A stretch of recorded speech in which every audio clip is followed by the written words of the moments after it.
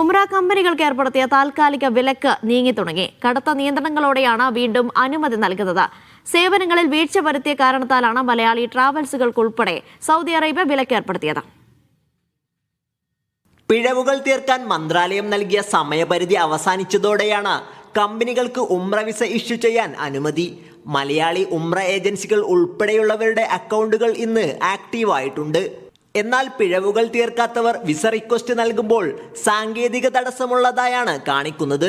10% exceed package ഉള്ളവർക്കാണ് ഇത്തരത്തിൽ visa request നൽകാനാവാതിരിക്കുക.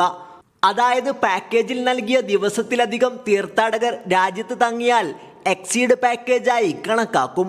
ഇവരുടെ കീഴിലെത്തിയ തീർത്ഥാടകർ രാജ്യത്തു നിന്ന് മടങ്ങുന്നതോടെ ഏജൻസികളുടെ അക്കൗണ്ടുകൾ പഴയ പടിയാകുമെന്നാണ് വിദഗ്ധർ പറയുന്നത്. വിലക്ക് ഒഴിവാക്കിയതോടെ ഉംറ ഏജൻസികൾ വർദ്ധിപ്പിച്ച വിസ ചാർജും കുറഞ്ഞിട്ടുണ്ട്. ഏജൻസികളുടെ പ്രവർത്തന നിലവാരം മെച്ചപ്പെടുത്തുന്നതിനും സേവനങ്ങളിലെ വീഴ്ചകൾ പരിഹരിക്കുന്നതിനുമാണ് മന്ത്രാലയം കടുത്ത നടപടി സ്വീകരിച്ചത്. Sabith Saleem, media 1, Mecca.